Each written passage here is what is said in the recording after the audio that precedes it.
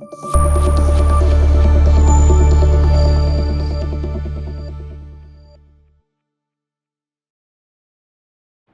வாசித்த மார்க்கு 14, 12 - 25 உடன்படிக்கை அப்படின்ற தலைப்பு. இந்த மார்க்கு 14 12வது வசனம் வாசிக்கலாம். மார்க்கு 14, 12.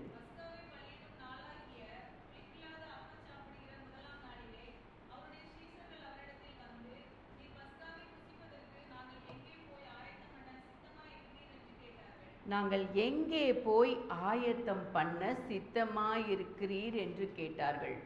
எங்கே ஆயத்தம் பண்ணணும்? நம்மை ஆயத்தம் பண்ணுவதற்கான காரியங்கள் என்ன? ஆண்டவர்கிட்ட நம்ம கேட்க வேண்டிய கேள்வி இதுதான். ஆண்டவரே, நான் எங்கே ஆயத்தமாகணும்? எந்த இடத்துல எனக்கு குறைவுகள் இருக்குது? நான் எங்கே அந்த பஸ்காவை புசிக்கிறதற்கு நான் தகுதி இல்லாதவளாக இருக்கிறேனா? அந்த பஸ்காவை புசிக்கிறதற்கு தகுதினா நான் எங்கே ஆயத்தமாக வேண்டும் அப்படின்னு கேட்குறாங்க. சீஷரில் 2 பேரை தான் கூப்பிடுறாரு. சொல்கிறாரு, நகரத்திற்குள்ளே நீங்கள் போங்க, அங்கே தண்ணி குடம் சுமந்து வருகிற ஒருத்தரை பார்ப்பீங்க.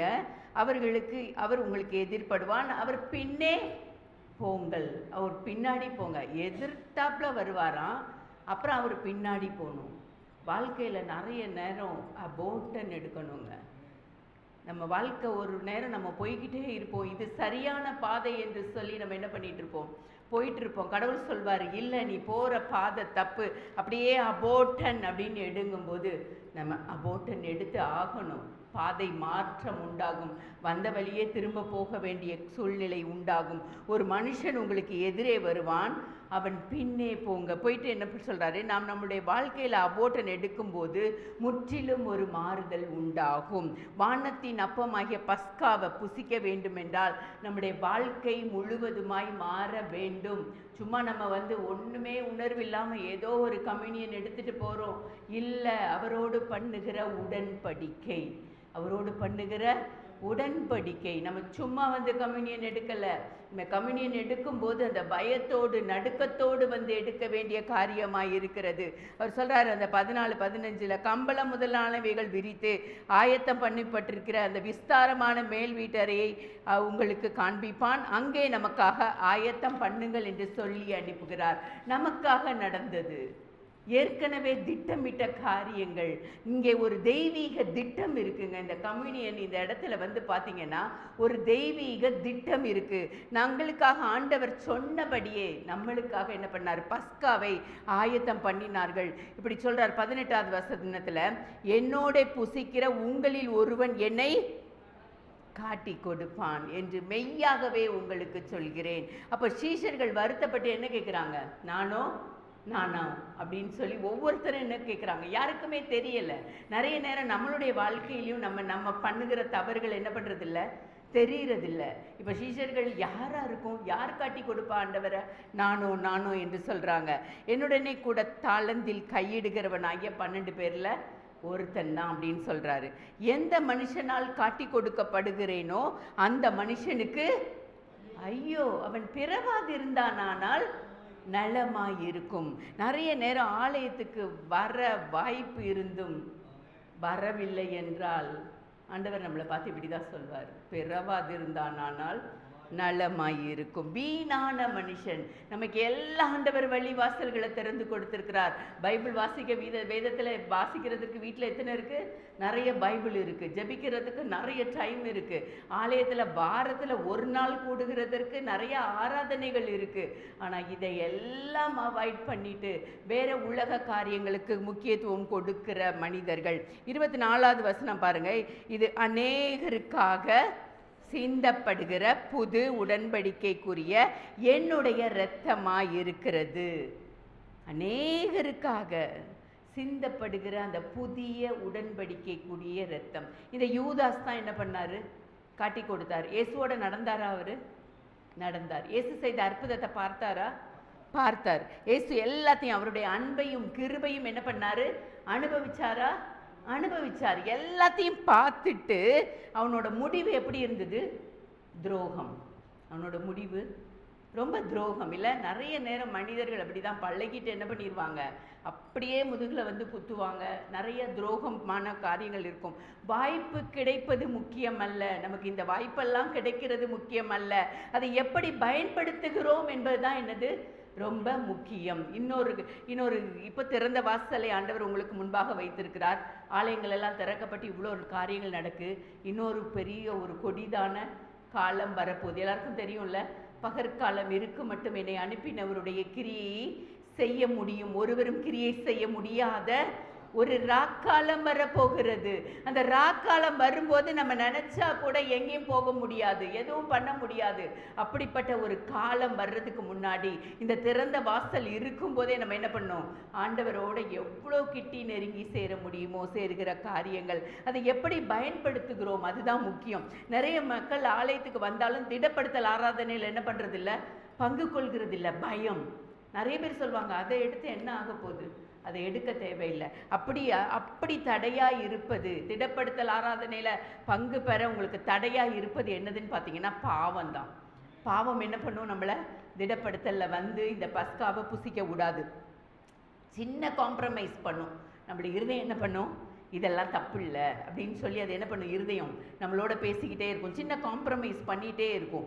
இது வாழ்க்கையை கெடுக்க முடியும். இந்த சின்ன காம்ப்ரமைஸ் கூட நம்மளுடைய வாழ்க்கையை என்ன பண்ண முடியும், கெடுக்க முடியும். வாழ்க்கை இருந்தும் பயனில்லை, வாய்ப்பு இருந்தும் ரட்சிப்பு இல்லை. எல்லா வாய்ப்பு இருந்தும் இன்னும் கிறிஸ்தவ கூட்டம் ரட்சிக்கப்படாமல் இருக்கிற ஒரு கூட்டமாக இருக்கிறது. இன்னும் ரட்சிப்பு இல்லை. இப்போ நீங்கள் என்ன பண்ணணும், வந்திருக்கோங்க இந்த கிறிஸ்தவர்களுக்கே தான் என்ன பண்ண வேண்டியது இருக்குது, ரட்சிப்பை பற்றி சொல்ல வேண்டியது இருக்குது. புறஜாதி மக்களுக்கு இல்லை. அவங்க எல்லாத்துலேயும் அவங்களோட ஃபார்முலாவில் கரெக்டாக போயிட்டுருப்பாங்க. ஒரு நாள் கடவுள் சொல்வார், இதெல்லாம் விட்டுரு, இதெல்லாம் இல்லை, இதெல்லாம் நான் கடவுள் இல்லை, நான் தான் கடவுள்ன்றவாரு. அவங்க என்ன பண்ணுவாங்க, ஈஸியாக அவங்களோட இடத்துல இருந்து ஆண்டவர்கிட்ட வந்துடுவாங்க.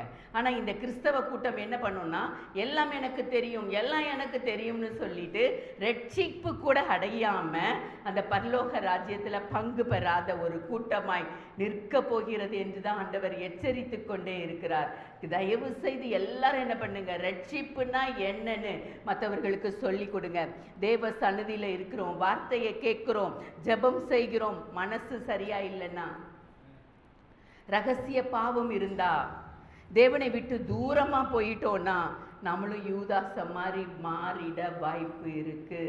நம்மளுக்கும் எப்படி இருக்கும், யூதாஸ் மாதிரி ஆண்டவரை மறுதளிக்கிற இடத்துல வந்து நிற்கிறவர்களாய் நிற்போம். நல்ல ஆரம்பம் போதாது, ஆரம்பம் நல்லா இருந்தா போதாது, முடிவு எப்படி இருக்கணும், நல்லா இருக்கணும். முடிவு தான் நல்லா வேணும். பிறந்த வாழ்க்கை வீணாகி விடக்கூடாது. 1 கொரிந்தியர் 11:25 பாருங்க, போஜனம் பண்ணின பின்பு அவர் அந்தபடியே பாத்திரத்தை எடுத்து, இந்த பாத்திரம் என் இரத்தத்தினால் ஆகிய புதிய உடன்படிக்கையாய் இருக்கிறது, நீங்கள் இதை பானம் பண்ணும் போதெல்லாம் என்னை நிறைவு கூறும்படி இதை செய்யுங்கள் என்று சொல்லுகிற ஆண்டவர். அந்த உடன்படிக்கையே அதுதான். ஆண்டவர் ரத்தத்தை சிந்தினதே அதனால தான், நம்மளோட உடன்படிக்கை பண்ணி கொண்டார். இன்று அவருடைய ரத்தத்தால் உங்களோட உடன்படிக்கை செய்ய விரும்புகிறார். அவருடைய உடன்படிக்கையினால் வருகிற அத்தனை ஆசீர்வாதங்களையும், அந்த உடன்படிக்கையினால் வருகிற அத்தனை ஆசீர்வாதங்களையும் நீங்கள் இன்று பெற்றுக்கொள்ள வேண்டும். சும்மா இல்லைங்க, மாதம் 1ஆம் தேதி ஐயா அன்னைக்கு காலையிலே சொன்னாங்க, அதுபோல் அந்த 1ஆம் தேதி வந்து அந்த உடன்படிக்கையில் பங்கு பெறும்போது அந்த ஆசீர்வாதம் நிச்சயம். அநேக பேர் உடன்படிக்கையில் உண்மை உள்ளவர்களாக இருப்பது இல்லை. இன்னொரு உடன்படிக்கை என்னது, திருமணம் கூட நமக்கு என்னதான், ஒரு உடன்படிக்கை தான். கணவனும் மனைவியும் செய்து கொள்கிற ஒரு உடன்படிக்கை. எங்கோ பிறந்து எங்கேயோ வாழ்ந்து எப்படியோ ஒன்று சேர்ந்து இல்லை, ஒரு குடும்பமாய் மாறி அதற்கு எல்லா குணத்தையும் அட்ஜஸ்ட் பண்ணி வாழ்கிற காரியம். அதனால தான் நான் உன்னுடையவன் நீ என்னுடையவள்னு சொல்லி வாழ்விலும் தாழ்விலும் சுகத்திலும் சுகவீனத்திலும் மரணம் என்னை பிரிக்கும் வரைக்கும் நான் என்ன பண்ணுவேன், உண்மையாக இருப்பேன்னு சொல்லி இந்த ஆல்டரில் வந்து ஆண்டவரோடு பண்ணுகிற உடன்படிக்கை. அப்போ பார்த்தீங்கன்னா அந்த உடன்படிக்கை பண்ணும்போது நான் எப்போவுமே சொல்வேன், குழந்தை ஞானஸ்நானம் கொடுக்கும்போது பேரண்ட்ஸ் வந்து நின்று என்ன பண்ணுவாங்க, அவங்களுக்கு நான் வந்து இந்த குழந்தைய உம்முடைய இதில் வளர்ப்பேன் அப்படின்னு சொல்லிடுவாங்க. அது திடப்படுத்தல் ஆராதனையில் வரும்போது அந்த பையன் வந்து என்ன பண்ணுவான், ஆண்டவரோடு ஒரு உடன்படிக்கை பண்ணுவான். ஆண்டவரே நான் அந்த வாலிப பயத்தை என்ன பண்ணுறேன், உங்களோடு சேர்ந்து நான் உடன்படிக்கை பண்ணுறேன்னு. அதுக்கப்புறம் நம்ம அடுத்து பண்ணுற உடன்படிக்கை, ஆல்டரில் வந்து பண்ணுற உடன்படிக்கை உங்களுக்கு சொல்கிறேன், திருமணம்ன்ற ஒரு உடன்படிக்கை. அதில் பார்த்தீங்கன்னா ஐயர் என்ன பண்ணுவார், 2 பேர் கையும் சேர்த்து அவரோட அந்த டோலை என்ன பண்ணிடுவார், சுத்திடுவார். ஆண்டவரோடு உள்ள உடன்படிக்கை, அந்த உடன்படிக்கை தான் ரொம்ப பயங்கரம் இந்த உலகத்தில். மற்ற உடன்படிக்கையெல்லாம் அப்படியே வெளிப்பிரகாரமாக நடக்கும். இது அந்த ஒருவரோடு ஒருவர் கையை கோர்த்து ஆண்டவரோடு பண்ணுகிற அந்த உடன்படிக்கை. இன்னைக்கு நிறைய குடும்பங்கள் சிதைந்து சின்னா பின்னமாய் கொண்டு இருக்கிறது. பயம் இல்லாமல் போயிடுச்சு ஆண்டவரோடு பண்ணின உடன்படிக்கையை குறித்து. வீட்டுக்குள்ள கணவன் மனைவிக்குள்ளே எப்போ பாரு சண்டை, எப்போ பாரு பிரச்சனை.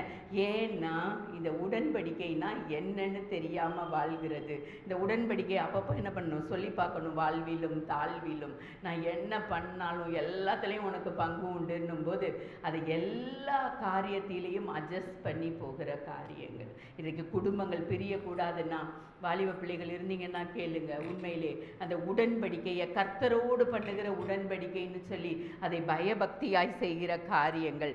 ஒரு டாக்டர் ஜஸ்டஸ்னு ஒருத்தர் இருந்திருக்கிறாரு. நிறைய படிச்சிருக்கிறாரு. வாழ்க்கையில் முன்னேற முடியாமல் தான் உலகத்தில் அதிபதியான பிசாசோடு ஒரு உடன்படிக்கை செஞ்சாராம்.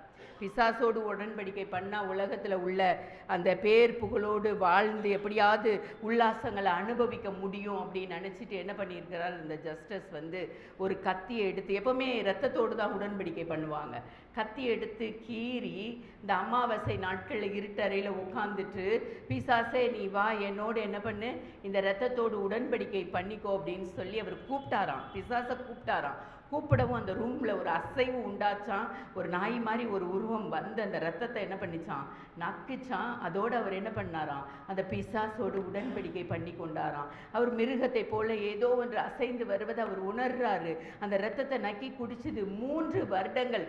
அவர் என்னென்னலாம் கேட்டாரோ சாத்தான் அள்ளி கொடுத்தானாம். ஒரு நாள் தற்செயலா சுவிசேஷத்தை கேட்கிறார். 3 வருஷம் அவர் என்ன பண்ணிக்கிட்டாரு, ரொம்ப சந்தோஷமா வாழ்ந்திருக்கிறாரு. ஒரு நாள் சுவிசேஷத்தை கேட்கும்போது, இன்று நீ மரித்தால் உன்னுடைய நித்தியத்தை நீ எங்கு செலவழிக்க போகிறாய் என்கிற இந்த சத்தத்தை கேட்ட உடனே ஒரு பயம் வந்திருக்கு. சரி, இனிமேல் நம்ம ஆண்டவருக்காக வாழ்வோன்னு சொல்லிட்டு எல்லாத்தையும் விட்டுட்டு இப்படி வந்துருவோம் அப்படின்னு சொல்லிட்டு ஜெபிக்க ஆரம்பிக்கும் போது அந்த பிசாசு வந்துட்டானா, இல்லை நான் உன்னோட என்ன பண்ணியிருக்கேன், இரத்த உடன்படிக்கை பண்ணியிருக்கேன், நீ என்னுடைய பாதாளத்துக்கு சொந்தமானவன். அப்படி அப்போ ஐயோ நான் இந்த உலகத்தில் நான் இதெல்லாம் பண்ணலையே, ஆண்டவரோடு நான் வாழலையே அப்படின்னு சொல்லி அந்த நேரம் கதறி இருக்கான், துடிச்சிருக்கான். ஆனால் அவனால் என்ன பண்ண முடியலை, போராடி ஜெயிக்க முடியலை. அடுத்த நாள் காலையில் பார்த்தீங்கன்னா அந்த பாதாளத்துக்கு அவனோடு உடன்படிக்கை செஞ்சதுனால பயங்கரமாக சித்திரவதையை அனுபவித்து காலையில் அவனுடைய பிரேதம் முறுகுலைந்து கிடந்ததான். நிறைய நேரம் நம்ம நினைக்கலாம், இந்த காலத்தில் இப்படி வாழ்ந்துடலாம், இன்னும் கொஞ்ச நாள் போன பிறகு நம்ம இந்த மாதிரி ப்ரேயருக்குள்ளே வந்துடலாம், ஜெபத்தில் வந்துடலாம் அப்படின்னு நினச்சிங்கன்னா இந்த சாத்தானோடு பண்ணின உடன்படிக்கை சில நேரம் நம்மளை என்ன பண்ணிடும், பாதாளம் வரைக்கும் கொண்டு போய்விடும். பாதாளம் வரைக்கும் கொண்டு போயிடும். உடன்படிக்கை சும்மா சாதாரண காரியங்கள் அல்ல.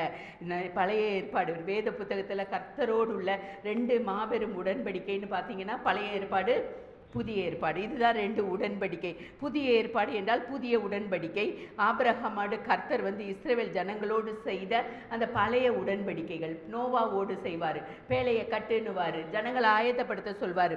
கிறிஸ்துவின் மூலமாக பிதாவோடு நம்மோடு செய்தது அந்த புதிய உடன்படிக்கை. நம்மளோடு ஆண்டவர் என்ன உடன்படிக்கை பண்ணியிருக்கிறாரு, புதிய உடன்படிக்கை. ஆபிரகாம், தாவீது, நோவா இவங்களோட பண்ணதெல்லாம் என்னது, பழைய உடன்படிக்கை. இன்றைக்கு ஆண்டவர் நம்மளோடு இந்த புதிய உடன்படிக்கையை பண்ணியிருக்கிறார். உடன்படிக்கைன்னா கவனன்ட். கவனன்ட் என்ற வார்த்தைக்கு துண்டித்தல் அப்படின்னு அர்த்தமாகும். ரத்தம் சிந்துதல் இல்லாமல் உடன்படிக்கை இல்லை. ஆண்டவரோடு அப்போ நம்ம உடன்படிக்கை பண்ணியிருக்கிறோமா இல்லையா? ஆண்டவர் நமக்காக கல்வாரி சிலுவையில் என்ன பண்ணியிருக்கிறாரு, ரத்தத்தை சிந்தி இருக்கிறாரு. அப்போ அவரோடு நம்ம என்ன பண்ணியிருக்கிறோம், ஒரு உடன்படிக்கை பண்ணியிருக்கிறோம், உடன்படிக்கை பண்ணியிருக்கிறோம். அப்போ இயேசுவை காட்டி கொடுத்த, இயேசுவை காண்பித்த யோவான் ஸ்நானகன் சொல்வார், இதோ உலகத்தின் பாவத்தை சுமந்து தீர்க்கிற தேவ ஆட்டுக்குட்டி அப்படின்னு சொல்வார். யோவான் 1:29 அப்படி அறிமுகம் படுத்துகிறார். வேதத்தின்படி நிறைய இடத்துல இரத்தத்தினால உடன்படிக்கை செய்கிறோம். என்னுடைய இரத்தத்தினால் ஆகிய புதிய உடன்படிக்கையாக இருக்கிறது என்கிற அந்த வார்த்தை எங்கெல்லாம் இருக்குன்னு பார்த்தீங்கன்னா மத்தேயு 26:28, மார்க் 14:24, லூக்கா 22:20, 1 கொரிந்தியர் 11:7, 25 இதில் எல்லாம் அந்த வேத வசனம் இருக்குது. என்ன இருக்குது? என்னுடைய இரத்தத்தினால் ஆகிய புதிய உடன்படிக்கையாக இருக்கிறது. நம்மளோடு ஆண்டவர் அந்த புதிய உடன்படிக்கையை பண்ணி இருக்கிறார். சகரியா 9:11 சொல்வார், நான் உன் உடன்படிக்கையின் இரத்தத்தினால் உன்னை என்ன பண்ணுவேன்? விடுதலை பண்ணுவேன்னு சொல்வார். அப்போ ஒருவேளை நம்முடைய பாவங்கள் நம்மளை கட்டி வச்சிருக்குதுன்னா ஆண்டவர் சொல்கிறாரு, என்னுடைய உடன்படிக்கையால் நான் என்ன பண்ணுவேன்? உன்னை விடுதலை பண்ணுவேன் என்று சொல்கிறார் ஆண்டவர். முதலில் உடன்படிக்கை என்ற வார்த்தை வருவது ஆதியாகமம் 6வது அதிகாரம் 18வது வசனம். ஆனாலும் உன்னுடனே என் உடன்படிக்கையை ஏற்படுத்துவேன். அப்போ பார்த்தீங்கன்னா, அப்புறம் அந்த நோவாவோடு ஜலப்பிரளயத்துக்கு முன்பு உடன்படிக்கை செய்தார். திரும்ப அவர் அப்புறமும் என்ன பண்ணுறாரு? பேழையில் ஏறின பிறவும் அதுக்கப்புறமும் ஒரு உடன்படிக்கை செய்கிறாரு. ஆதியாகமம் 9:13 என் வில்லை மேகத்தில் வைத்தேன், எனக்கும் பூமிக்கும் உண்டான உடன்படிக்கைக்கு அடையாளமாக இருக்கிறது. இவர் சொல்கிறார், ஆண்டவர் அழகா நோவாவை பேலையில் ஏற்றிட்டு உள்ளும் புறமும் என்ன பண்ணு? கீழ் பூசு அப்படின்னு சொல்கிறாரு. கீழ் பூசுவது அப்படின்றது பார்த்தீங்கன்னா இயேசுவின் இரத்தத்தை பூசுவதற்கான ஒரு அடையாளம். அதுக்கப்புறம் அதை யாரும் என்ன பண்ண முடியாது? திறக்க முடியாது. அது ஒரு அழகாக ஒரு வீடியோ வந்துச்சு பார்த்தீங்கன்னா, இந்த ஜனக்கூட்டம் அந்த பேலைக்கிட்ட போய் மழை பெய்ய என்ன பண்ணுறாங்க? ஐயோ தரன்னு சொல்லி என்ன பண்ணுறாங்க? தட்டுறாங்க பேலைய. ஆனால் அவனால் என்ன பண்ண முடியாது? திறக்க முடியாது. ஏன்னா ஆண்டவர் சொல்லிட்டார், உடன்படிக்கை பண்ணிட்டார். இனிமேல் அந்த இதை என்ன பண்ண? உள்ளும் புறமும் கீழ் பூசி அது என்ன ஆயிடுச்சு? சீல் ஆயிட்டு. நீ நினைச்சா கூட என்ன பண்ண முடியாது? திறக்க முடியாது. அப்படிப்பட்டதான காரியம். வெளியரங்கமான வாழ்க்கையை குறிக்கிறது நிறைய நேரம். உள்ளான வாழ்க்கை, உள்ளும் புறமும். உள்ளான வாழ்க்கையும் இருக்கு, புறம்பான வாழ்க்கை இருக்கு. உள்ளான வாழ்க்கை நம்முடைய உள்ளான வாழ்க்கையை குறிக்கிற காரியம். புறம்பான வாழ்க்கை எப்படி? நம்மளுடைய புறம்பான வெளியரங்கமான வாழ்க்கையை குறிக்கிற காரியம். இயேசுவின் இரத்தத்தை ஒரு அக்கினி குண்டை போல வீசி எரிய செய்யும் எல்லா அந்தகார வல்லமைகளும் என்ன பண்ணும்? நீங்கும். இயேசுக்கிட்ட அவ்வளோ பவர் இருக்கு. நம்மளால் இந்த மலையை பார்த்து அப்புறம் போன்னு சொன்னால் அவர் என்ன சொன்னார்? போகும்னு சொன்னார். போகும் அப்படின்னு சொன்னார். நீ இந்த தண்ணி மேலே நடந்து வா, உன்னால் நடக்க முடியும் அப்படின்னு சொல்கிறாரு. இன்னைக்கு ஒரு வியாதிஸ்தரை பார்த்து நீ சுகமாவ அப்படின்னு நீங்கள் ஜெபிச்சிங்கன்னா சுகம் கிடைக்குதா இல்லையா? விசுவாசத்தோடு ஜெபிக்கிற ஜெபம் எப்படி இருக்குது? பிணியாளிகளை அது என்ன பண்ணுது? சுகப்படுத்துகிறது. அவருடைய தழும்புகளால் என்ன பண்ணுறோம்? குணமாகுறோம். அப்போ இயேசு கிறிஸ்து நம்மளோட இவ்வளோ அழகாக ஒரு உடன்படிக்கை பண்ணியிருக்கிறாரு. என் தழும்புகளால் நீங்கள் என்ன பண்ண முடியும்? சுகமாக முடியும். அப்போ நமக்கு தெரியணும் இந்த தழும்புகளால் நம்மளால் சுகமாக முடியும் என்று. அப்போ ரோமர் 5:5 அதான் சொல்கிறார், மேலும் நமக்கு அருளப்பட்ட பரிசுத்த ஆவியினாலே தேவ அன்பு நம்முடைய இருதயங்கள் என்ன பண்ணப்பட்டிருக்கு? ஊற்றப்பட்டு இருக்கிறது. அந்த நம்பிக்கை நம்ம என்ன பண்ணாது? ஒரு நாளும் வெட்கப்படுத்தாது. அன்பு நம்ம இருதயத்தில் என்ன பண்ணப்பட்டிருக்கு? ஊற்றப்பட்டிருக்கிறது. எபேசியர் 1:13 சொல்வார், நீங்களும் உங்கள் இரட்சிப்பின் சுவிசேஷம் ஆகிய சத்திய வசனத்தை கேட்டு விசுவாசிகளான போது வாக்குத்தத்தம் பண்ணப்பட்ட பரிசுத்த ஆவியால் அவருக்குள் முத்திரை போடப்பட்டீர்கள். என்ன பண்ணிட்டார்? நம்மளை சீல் பண்ணிட்டாரு. சீல் பண்ணிட்டா இப்போ வெளியே இருந்து சாத்தான் என்ன பண்ண முடியாது? நமக்குள்ள வந்து ஆளுகை செய்ய முடியாது. இந்த நம்பிக்கை நமக்குள்ள வேணும். அந்த அன்பு நம்மளை வெட்கப்படுத்தாது. அந்த அன்பு நம்மளை சேதப்படுத்தாது. எத்தனை பேர் இதை விசுவாசிக்கிறீங்க? அவர் எவ்வளோ வாக்குத்தத்த வசனங்களை கொடுத்துருக்கிறார் தெரியுமா? எழுதி முடியல. ஐயோ ஆண்டவரே, இவ்வளோ உடன்படிக்கையா? எங்களை முத்திரை போட்டு வச்சிருக்கீங்களா? இந்த விசுவாசம் இந்த உலகத்தில் உள்ள ஆபத்து வராதுன்னெலாம் சொல்ல மாட்டேங்க, வரும். ஆனால் அது நம்மளை என்ன பண்ணாதுன்னு பார்த்தீங்கன்னா சேதப்படுத்தாது. நம்மளை அப்படி படுகுழிக்குள்ளே அதால் தள்ள முடியாது. ஏன்னா இந்த விசுவாச வார்த்தைகள் என்ன பண்ணும்? நம்மளை அப்படியே எழும்பி நம்மளை பிரகாசிக்க செய்கிற வார்த்தைகள். உலக வாழ்க்கையில் இன்னைக்கு காலையிலே சொன்னேன், வஸ்திரம் ரொம்ப முக்கியமானது அப்படின்னு சொல்லி.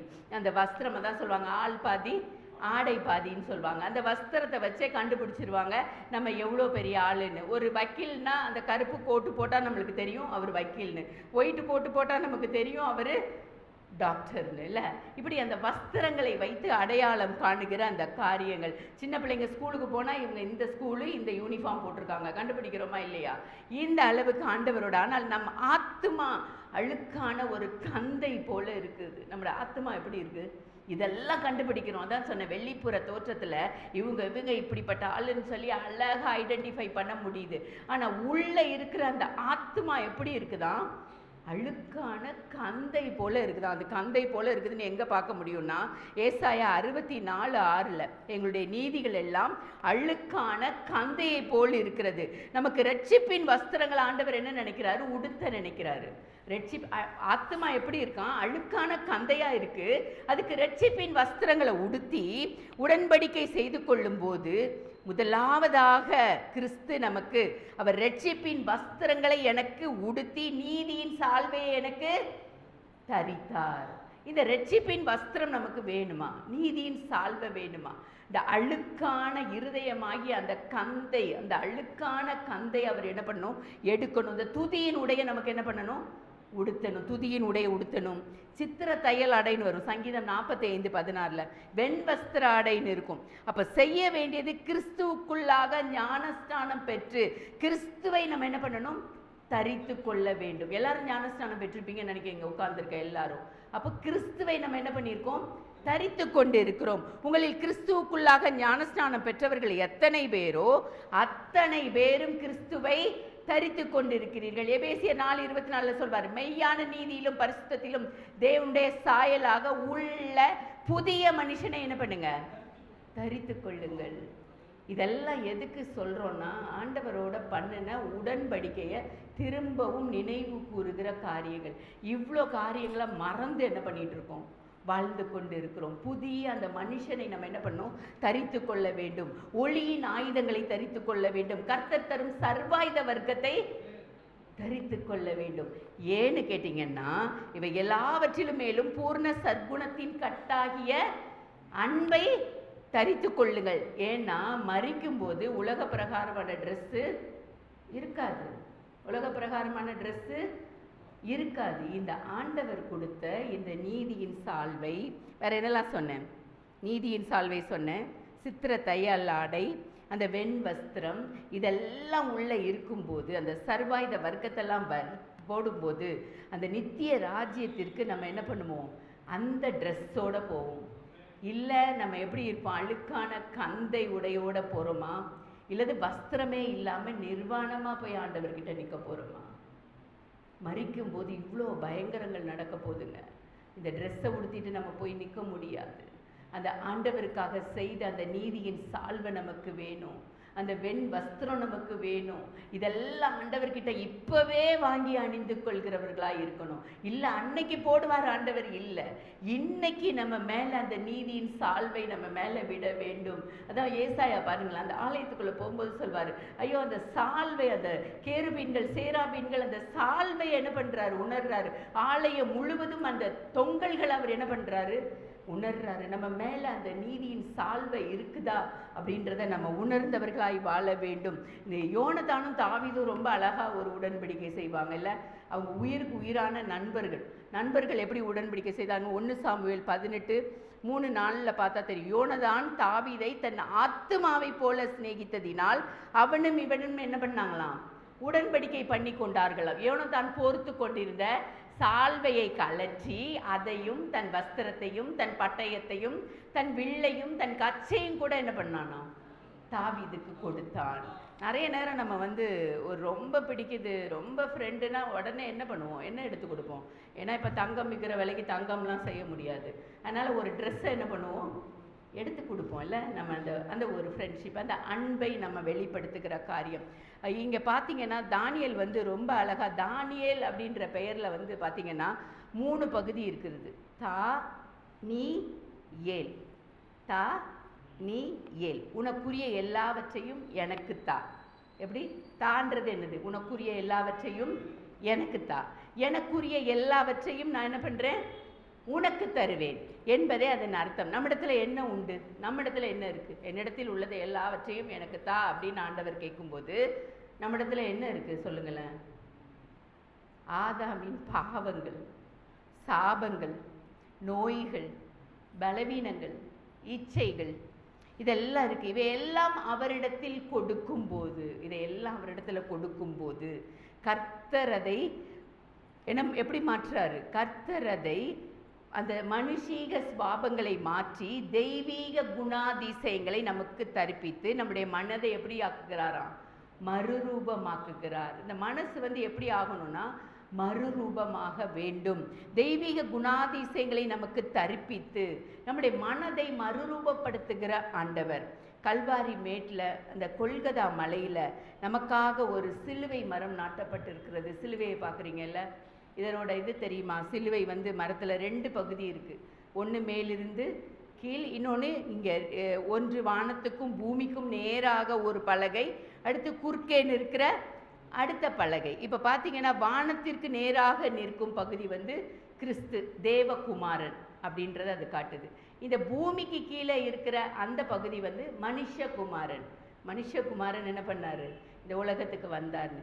இந்த 2 பகுதி அடுத்து குறுக்க நிற்கிற அந்த அடுத்த பகுதி அது என்ன நிற்குதுன்னு பார்த்தீங்கன்னா, கிறிஸ்து தம்முடைய 2 கரங்களையும் நீட்டி வைத்திருப்பதை காண்பிக்கிறது. 2 கரங்களையும் நீட்டி வைத்திருப்பதை காண்பிக்கிறதாம். அப்போது அந்த சிலுவைக்கு முன்னாடி நீங்கள் பாருங்கள், ஆண்டவர் தெய்வீகமான ஆண்டவர் மனுஷ ரூபம் எடுத்து நம்ம கிட்ட இந்த உலகத்தில் வா மகளேன்னு கூப்பிடுகிற 2 கரத்தையும் நீட்டி கூப்பிடுகிற அந்த காரியம், அந்த பயபக்தியோடு உள்ள அந்த காரியம், அந்த காரியங்களை பார்க்கும்போது இந்த அன்பை வெளிப்படுத்தும் போது எப்படி சொல்கிறதுனே தெரியல. அந்த அன்பு ஒரு பிள்ளைகிட்ட ஒரு சின்ன ஒரு டீச்சர் என்ன பண்ணாங்களாம், ஒரு பிள்ளைங்க கையில் ஒவ்வொருத்தரும் ஏதாவது ஒரு பொருளை எடுத்துகிட்டு வாங்க அப்படின்னு சொல்லி அனுப்புகிறாங்க அந்த 4 பிள்ளைங்க கிட்ட. ஒரு பிள்ளை என்ன பண்ணிச்சான், ஓடியே போய் ஒரு மலரை ஒரு பூவை என்ன பண்ணிடுச்சான், பிச்சுட்டு வந்துட்டுச்சான். இன்னொரு பிள்ளை என்ன பண்ணிச்சான், ஒரு வண்ணத்து பூச்சியை பிடிச்சிட்டு வந்துச்சான். 3வது பிள்ளை ஒரு பறவையோட சின்ன ஒரு பேர்டை கொண்டு கொடுத்துச்சான். இதன் இன்னொரு பிள்ளை, அந்த 4வது பிள்ளை பார்த்தீங்கன்னா வெறும் கையோடு வந்திருக்கா. அப்போது அவள் சொன்னாலாம், நான் மலரை பார்த்தேன், அது அழகாக இருந்துச்சு, ஆனால் அதை எனக்கு செடியிலே இருக்கட்டும்னு என்ன பண்ணிட்டேன், விட்டுட்டேன். இந்த வண்ணாத்தி பூச்சியை பார்த்தேன், அதுவும் அழகாக இருந்தது, அதுவும் சுதந்திரமாக பறக்கட்டும்னு என்ன பண்ணிட்டேன், நான் விட்டுட்டு வந்துட்டேன். இந்த பறவையை பார்த்தேன், அதை தாய் பறவை கிட்டேருந்து அதை பிரிச்சுட்டு வந்துட்டா, அந்த பறவை அதை தேடுமேன்னு சொல்லிட்டு நான் விட்டுட்டேன். அந்த மாணவிய டீச்சர் என்ன பண்ணாங்களாம், அப்படியே அணைச்சி கொண்டாங்களாம்.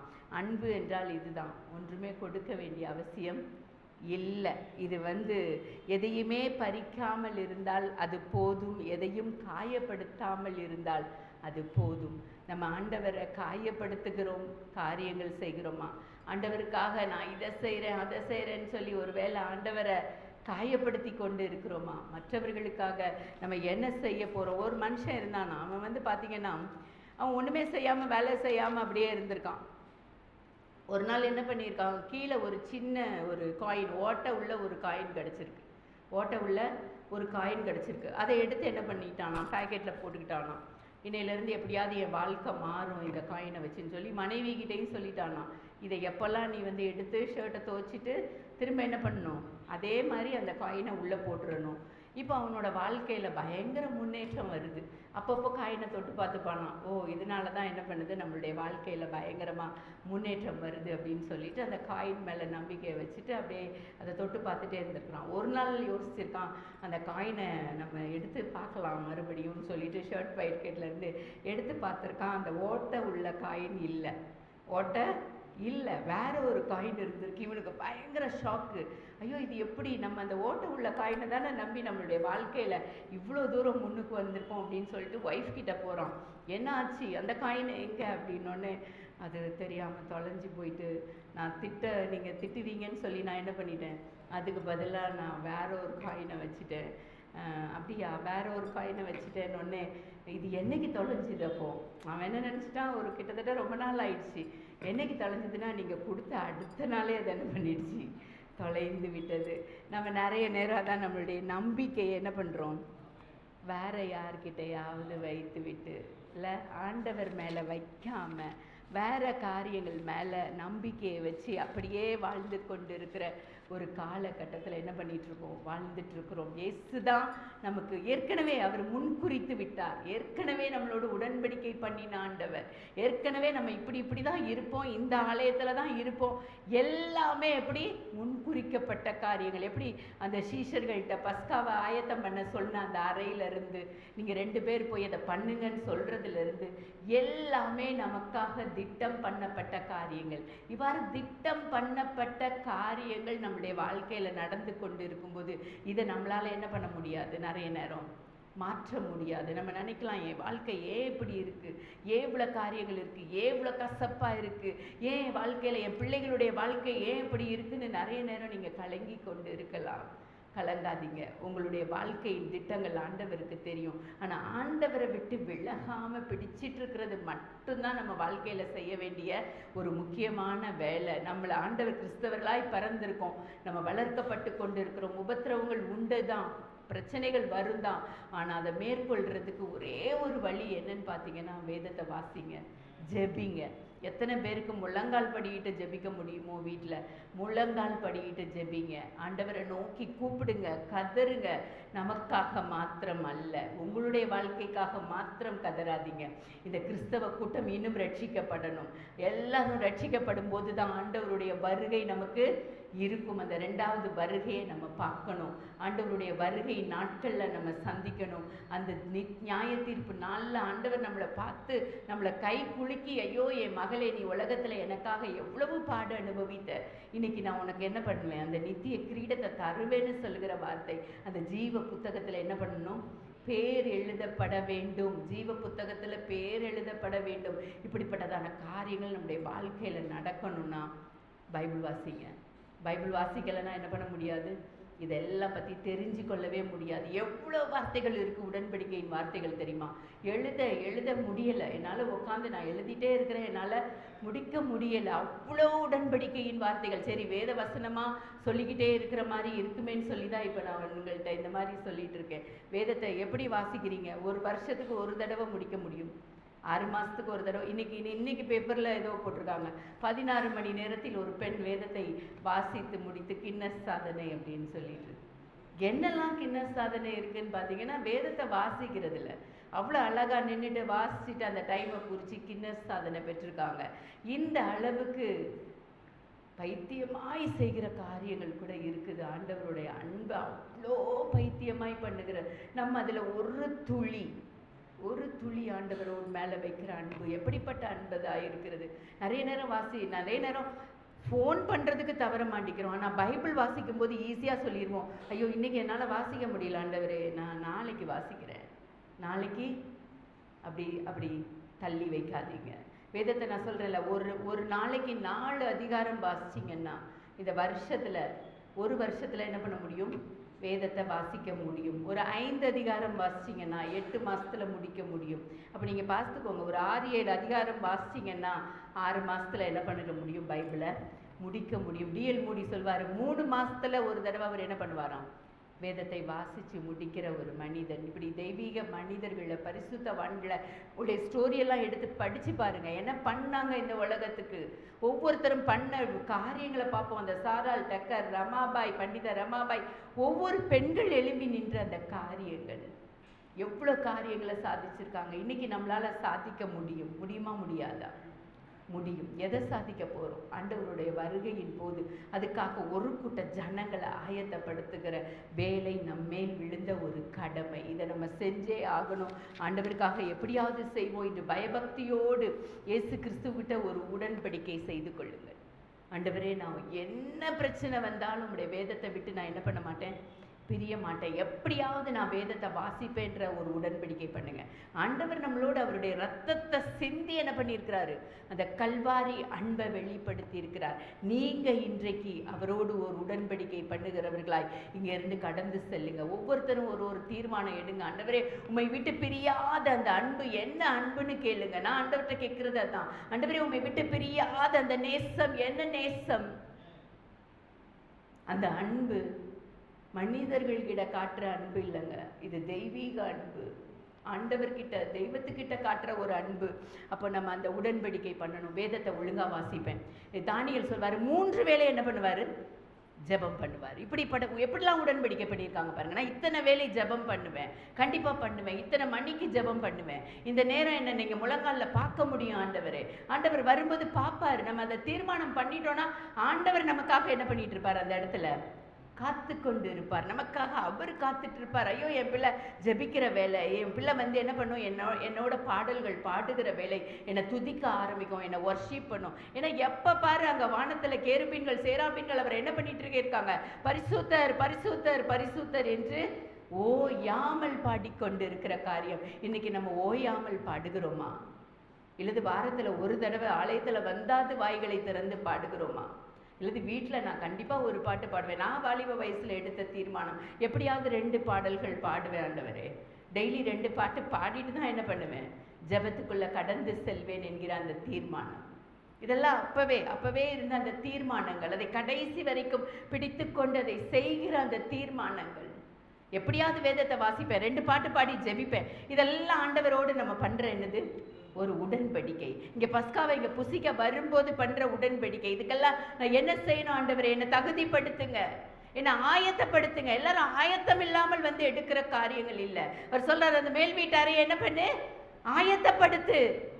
ஆயத்தப்படுத்துன்னு சொல்கிற ஆண்டவர் எவ்வளவு அழகா சொல்றாரு. அவர்கள் போஜன பண்டிகையில் இயேசு அப்பத்தை எடுத்து ஆசீர்வதித்து அதை பிட்டு அவர்கள் கொடுத்து, நீங்கள் இதை வாங்கி புசிங்கள், இது என்னுடைய சரீரமா இருக்கிறது என்று சொல்கிற ஆண்டவர். இன்னும் பார்த்தீங்கன்னா, அவர்களை நோக்கி, இது அநேகருக்காக சிந்தப்படுகிற புது உடன்படிக்கைக்குரிய என்னுடைய இரத்தமா இருக்கிறது. நான் தேவனுடைய ராஜ்யத்தில் லவமான ரசத்தை பானம் பண்ணும் நாள் வரைக்கும் திராட்சை பழ ரசத்தை இனி நான் பானம் பண்ணுவதில்லை என்று மெய்யாகவே உங்களுக்கு சொல்கிறேன். நம்ம கிட்ட பண்ணிட்டு போன ஆண்டவர் திரும்பவும் நம்மளோடு பானம் பண்ண விரும்புகிற ஆண்டவர். அவர் எவ்வளோ காத்துட்டு இருப்பார்னு யோசிங்க. சீக்கிரமாக வரணும்னு யோசிக்கிறார் இந்த உலகத்துக்கு. ஆனால் யாருமே மனம் திரும்பாத பட்சத்தில் அவருடைய வருகையை நம்ம பார்க்கறது அரிதாயிக்கொண்டே இருக்கிறது. ஏன்னா அந்த உலகத்தில் அவ்வளோ காரியங்கள் பெருகிவிட்டது. ஆனால் நிச்சயமாய் வருவார். வருவேன் என்று சொன்னவர் நிச்சயமாக வருவார். நம்ம நினைக்கலாம் காலதாமதம், நமக்காக தான்.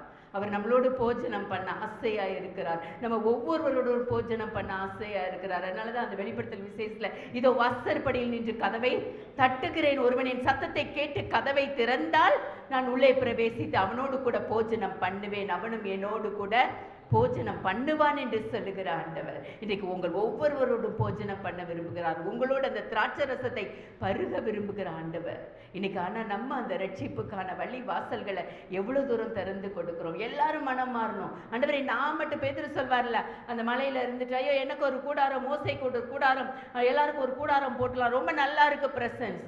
ஆண்டவரை நான் மட்டும் ஆண்டவருடைய மகிமையை அனுபவித்து கொண்டிருக்கிற காலகட்டங்கள் அல்ல.